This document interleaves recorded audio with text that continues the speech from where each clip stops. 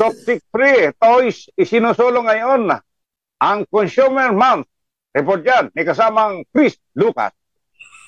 Ipinagdiwang ng isang environmentalist group ang Consumers Month ngayong buwan ng Oktubre sa pamamagitan ng isang toxic toy clinic sa San Antonio Elementary School sa Quezon City.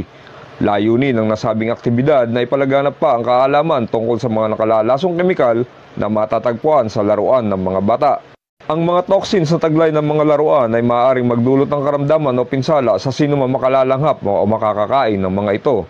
Ilan sa mga binabantayan ng ban toxics ay ang lead content ng laruan.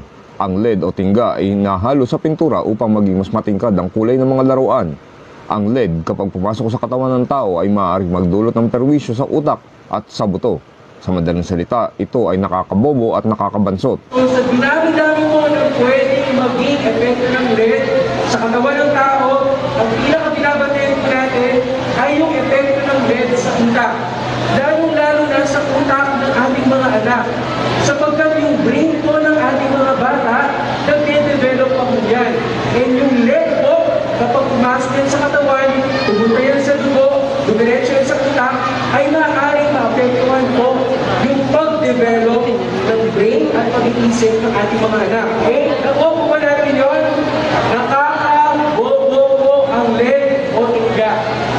Maging cadmium na inahalo rin sa pintura ay may pinsala ding idinudulot sa katawan ng tao. Dagdag pa riyan ng phthalates at iba pang plasticizers na maaaring magdulot ng diabetes at obesity.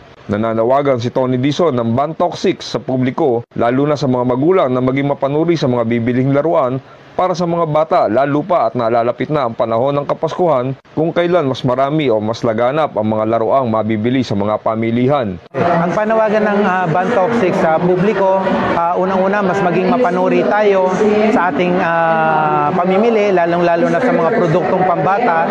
Alam naman natin, ngayon ay bare months na, dagsa na po ang mga produkto, mas maging maingat tayo.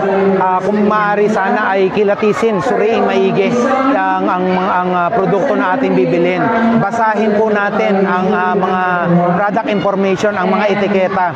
Wag lang po tayo doon sa tumingin sa presyo lamang ng produkto. Ang nasabing pagtitipon ay dinaluhan ng mga guro, mga magulang, mag-aaral at ilang dalubhasa. Ako si Chris Lucas, nag-uulat para sa DCRJ 810 AM, ang Radyo Bandido TV. Maraming salamat kasamang Chris Lucas.